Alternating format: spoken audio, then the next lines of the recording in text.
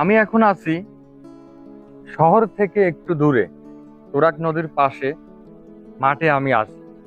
এখানে কৃষক অনেক সুন্দরভাবে ফসল ফলায়। এই ফসল দেশ বিদেশে চলে যায়।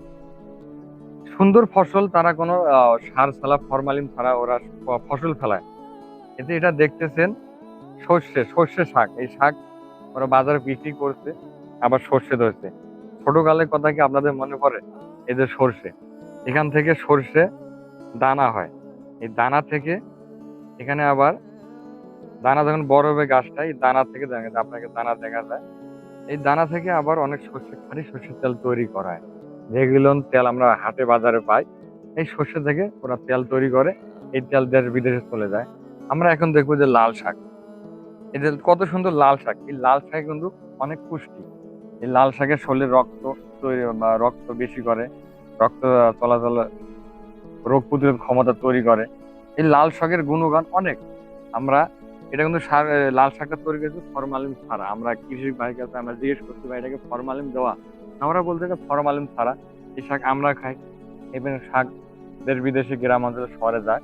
আমরা এটা ফরমালিন ছাড়া ওরা শাক ওরা রোপণ করছে, চাষ করছে। আমরা কৃষি ভাই জিজ্ঞেস করছিলাম, ওরা এই কথা বলছে। এখানে আছে দেখেন কমলি শাক। এই কমলি শাকের অনেক পুষ্টি। এই কমলি শাকের ডাক্তাররা বলে কমলি শাক বেশি খাবেন।